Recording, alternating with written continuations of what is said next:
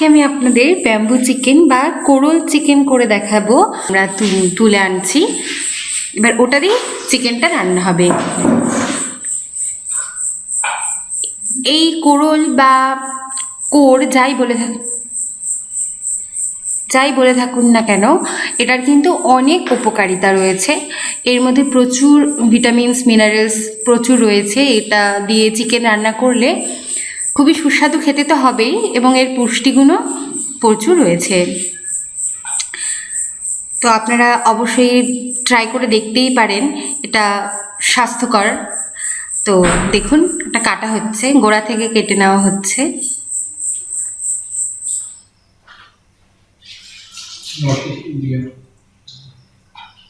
North east ইন্ডিয়াতে কিন্তু এই খাবারটার প্রচলিত রয়েছে। ওখানে ব্যাম্বু চিকেন বা এই জিনিসটা দিয়ে অনেক রকমের রান্না করা হয়। তো এটি প্রচণ্ডই হেলদি একটি উপাদান। আসাম মেঘালয়েও এই রান্নার প্রচলন আছে। ব্যাম্বু চিকেন বা এটা দিয়ে অনেক বড়া হয়, বা স্বাস্থ্যকর অনেক খাবার কিন্তু এই জিনিসটা দিয়ে তৈরি হয়। আর বাংলাদেশে আমার যারা ভিউয়ার্স রয়েছেন তারা আমাকে অবশ্যই কমেন্ট করে জানাবেন যে তারা কিভাবে এটা রান্না করেন বা এটাকে কি বলেন তারা। তো এবারে এটা ছুলে ভালো করে কেটে নেওয়া হচ্ছে, কচি অংশটা বের করে নেওয়া হচ্ছে। এটা কিন্তু খুব সুন্দর করে ছুলে নিতে হবে, ছুলে একদম নরম অংশটা বের করে নেওয়া হচ্ছে। দেখুন, এটা এবার ছোট ছোট একদম পাতলা পাতলা করে কেটে নিতে হবে। যত চিকন হবে ততই ভালো, এবং খুব তাড়াতাড়ি এটা সেদ্ধ হয়ে যাবে।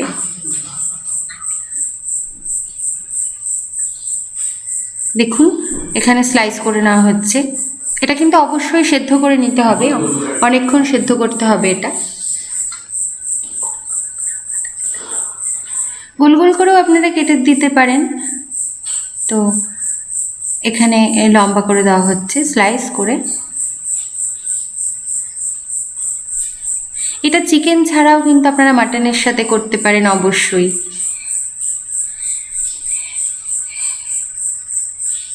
আমি এখানে চিকেন দিয়ে করছি, দেশি চিকেন দিয়ে আমি করছি।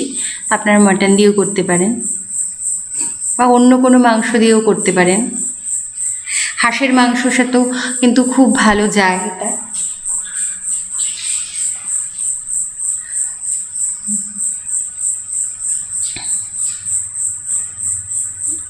এটা যত পাতলা করে কাটা হবে ততই সুস্বাদু হবে খেতে।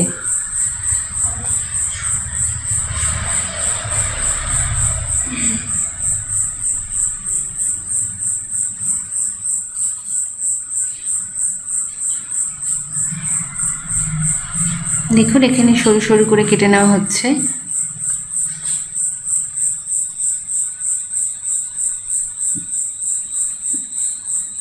কেটে এবার এগুলোকে সেদ্ধ করতে দিতে হবে। জল বসিয়ে দেওয়া আছে, এবার এগুলো দিয়ে খুব ভালোভাবে এটাকে সুসেদ্ধ করে নিতে হবে।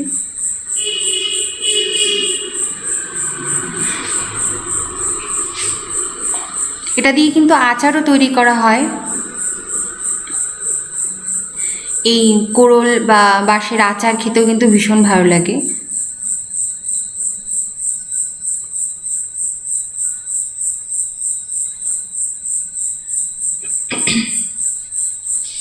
এখানে বয়েল করতে দেওয়া হলো এটা।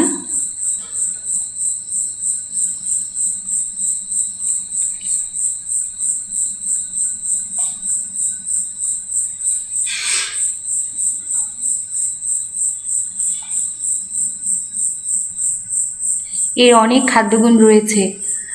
তো যারা জানেন তারা অবশ্যই জানবেন যে এর মধ্যে কি কি মিনারেলস রয়েছে, ভিটামিনস রয়েছে। তো কড়াইটা আমার গরম হয়ে গেছে।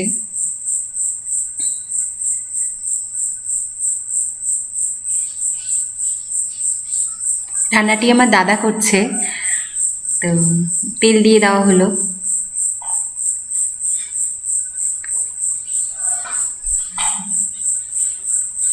এটাতে কিন্তু এটা হেলদি প্রসেসে করছি, তাই এটাতে কিন্তু খুব বেশি তেল লাগবে না, খুব সামান্য তেল দিয়ে এই রান্নাটি হয়ে যায়, এবং খেতে তো খুবই ভালো হয় আর খুব হেলদি। মাংসটাও কিন্তু তেল দিয়ে ম্যারিনেট করা হয়েছে, তেল, হলুদ, লবণ এগুলো দিয়ে, লেবুর রস এগুলো দিয়ে কিন্তু মাংসটাও ম্যারিনেট করা হয়েছে। তো সেখানেও খুবই সামান্য তেল লেগেছে। দেখুন এটা ভালো করে ফুটে উঠছে, সেদ্ধ হচ্ছে। তো এটা অনেকক্ষণ সেদ্ধ করতে হবে।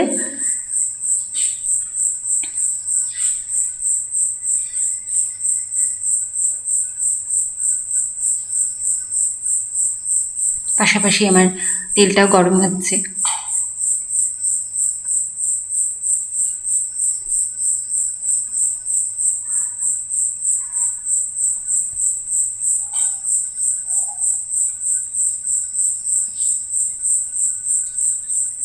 মাংসতে যা যা মশলা লাগে এখানেও ঠিক তাই তাই মশলাই লাগবে। প্রথমে সোমবারে তেজপাতা দিয়ে দেওয়া হলো, গোটা জিরে দেওয়া হলো,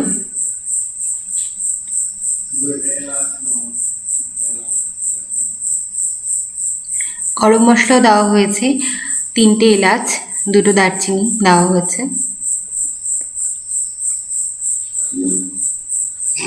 এবার পেঁয়াজ কুচিটা দিয়ে দেওয়া হচ্ছে। এখানে রসুনের পেস্ট যেমন লাগবে তেমন আমি বলে দিচ্ছি, গোটা রসুনও এখানে লাগবে এবং আলাদা করে রসুন কোয়াও এখানে লাগবে কিন্তু। তো পেঁয়াজটা দিয়ে এবার একটু ভালো করে ভাজতে হবে, গোল্ডেন ব্রাউন করে পেঁয়াজটা ভাজতে হবে।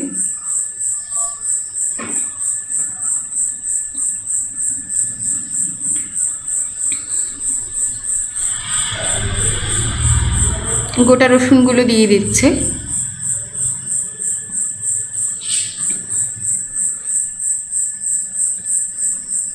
এবার রসুনের যে আলাদা করে কোয়াগুলো ছিল ওগুলোও দিয়ে দিচ্ছে। এভাবে আপনারা মাংস রান্না করে দেখবেন, খুবই ভালো হবে। ভালো করে সব মশলাগুলো কষিয়ে নেওয়া হচ্ছে।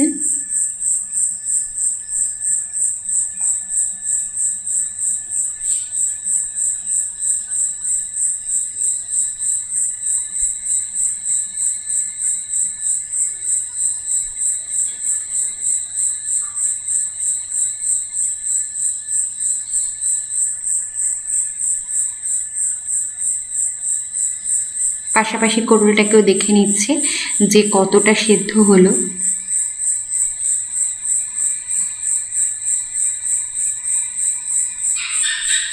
আবারও ভালো করে এটাকে ভাজতে হবে।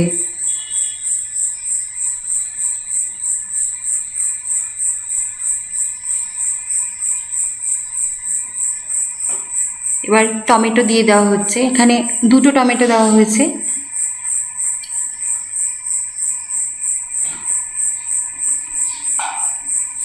টমেটোগুলোর বীজগুলো ফেলে দিয়ে দেওয়া হচ্ছে, এতে খেতে আরও সুস্বাদু হয়।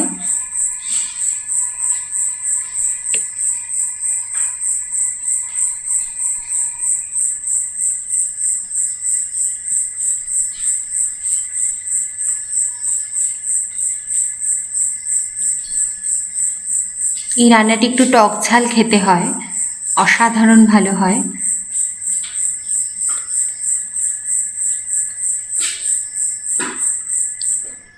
টমেটো দিয়ে আবারও ভালো করে কষিয়ে নেওয়া হচ্ছে।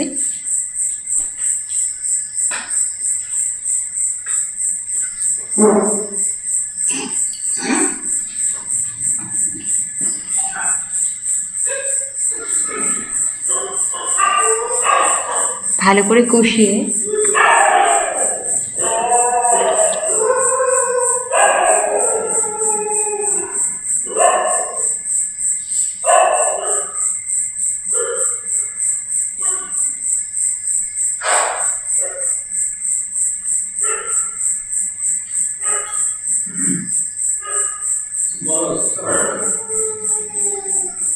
মশলাটা কিন্তু আস্তে আস্তে টমেটোগুলো সেদ্ধ হচ্ছে আর সব পেঁয়াজ রসুন একসাথে ভাজা হচ্ছে।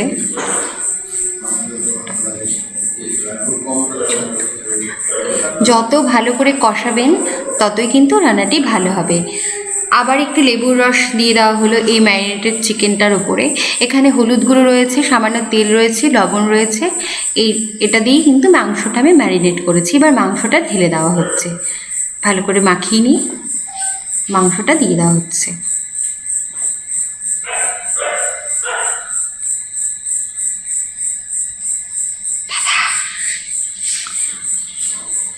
মাংসটা দিয়ে দাও।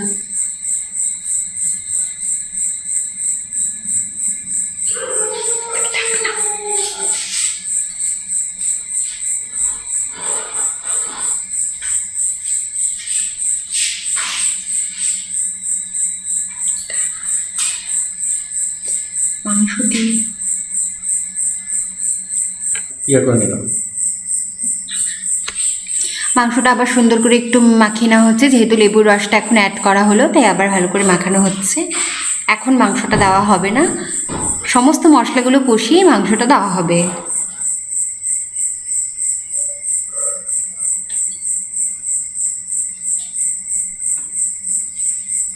খুব সুন্দর করে ভাজা ভাজা করা হচ্ছে। এটি খুব কম আঁচে ভালো করে কষাতে হবে, যতক্ষণ কষানো হবে মাংসটা কিন্তু ততটাই ভালো হবে।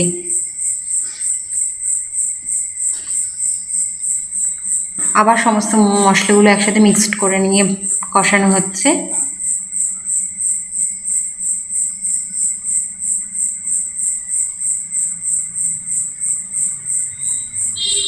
একটু লেন্দি এই রান্নাটা, খুব ধৈর্য নিয়ে করতে হয়, কিন্তু খেতে ভীষণ ভালো হয়। এখন যে মশলাটা পেস্ট করে রাখা হয়েছিল, রসুন, পাকা লঙ্কা আর আদা, সেই পেস্টটা এখন দেওয়া হলো।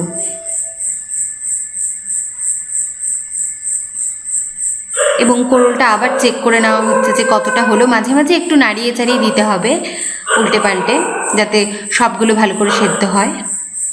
এবার আবার সেই পেস্টটার সাথে, যেটা পাকা লঙ্কা, আদা আর রসুনের সাথে করা হয়েছিল, সেই পেস্টটার সাথে আবার পেঁয়াজ, রসুন, টমেটোর মশলাটা আবার ভালো করে কষাতে হবে।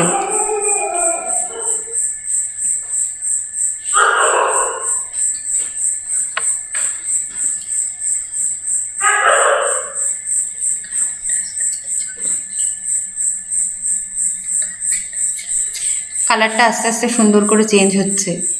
এবার এখানে আলু দেওয়া হচ্ছে, আলুগুলো একটু বড় বড় করে কেটে দেওয়া হবে।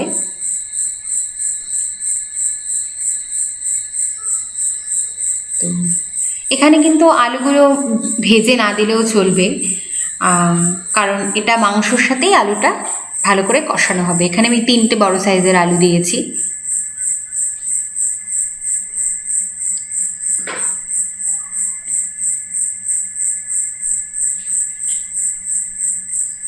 আপনারা ইচ্ছা করলে শুধু কোরল দিয়েই মাংসটা রান্না করতে পারেন, আপনারা ইচ্ছা করলে আলুটা নাও দিতে পারেন, কিন্তু আলুটা দিলে খুব ভালো হয় খেতে।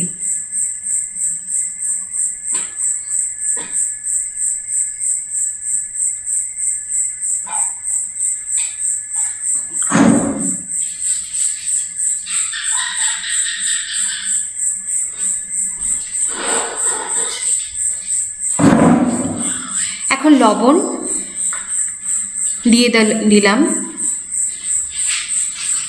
লবণ দিয়ে আবারও মিক্সড করতে হবে।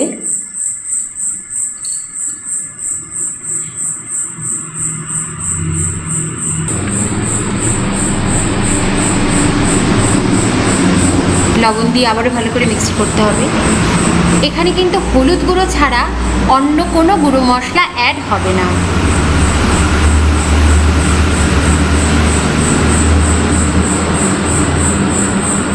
রান্নায় কিন্তু গরম জল দিতে হবে।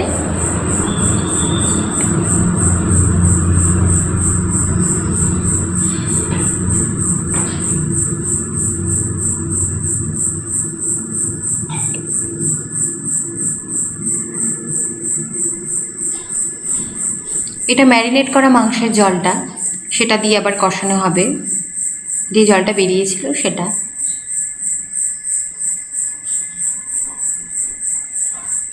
দিয়ে আবারও ভালো করে কষাতে হবে।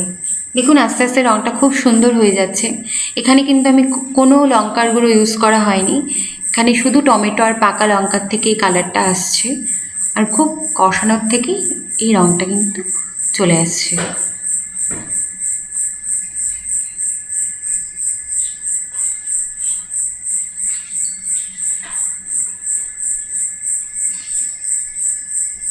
ভালো করে কষাতে হবে, মাঝে মাঝে একটু করে গরম জল দিয়ে দিয়ে কষাতে হবে।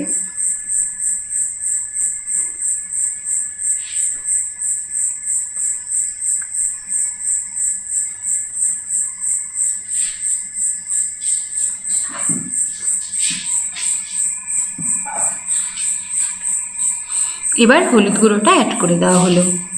হলুদ গুঁড়োটা একটু শেষের দিকেই দেবেন যাতে মশলাটা লেগে না যায়। এবার আলুগুলো দিয়ে দেওয়া হলো। এবার আলুর সাথে সমস্ত মশলার সাথে আবার ভালো করে কষিয়ে নিতে হবে যাতে আলুর ভেতরেও সমস্ত মশলাগুলো ঢুকে যায়। আলুটা এই কষানোর মধ্যেই ভাজা ভাজা হয়ে যাবে।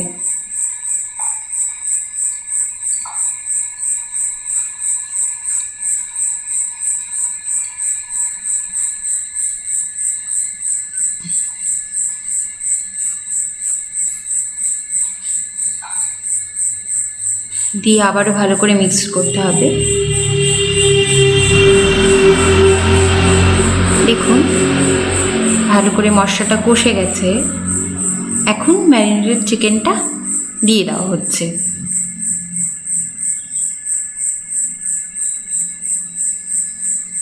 আমি 8 ঘন্টা চিকেনটাকে ম্যারিনেট করেছি, তো যত বেশিক্ষণ রাখা যায় ততই ভালো।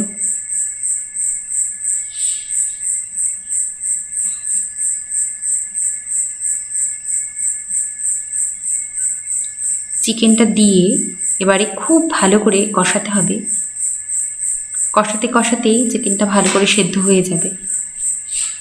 সেদ্ধ করা কোরলটা যে সেদ্ধ করা হচ্ছিল সেটা অলমোস্ট সেদ্ধ হয়ে গেছে। এখন বাকিটা মাংসের সাথে সেদ্ধ হবে, সবটা দিয়ে দেওয়া হলো। দিয়ে আবারও সুন্দর করে কষিয়ে নিতে হবে।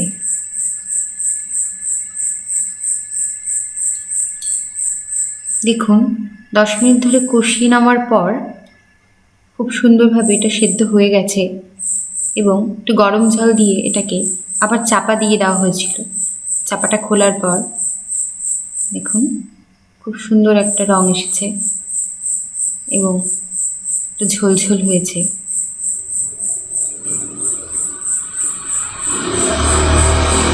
তো রান্নাটি হয়ে গেছে, এখন সার্ভ করে দেওয়া হবে। সব কিছু ভালো মতো সেদ্ধ হয়ে গেছে।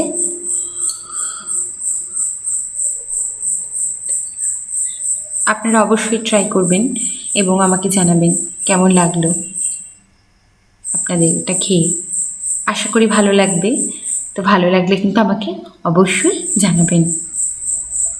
দেখুন এটা হয়ে গেছে। তো ভাতের সাথে এবার সার্ভ করে দেওয়া হচ্ছে।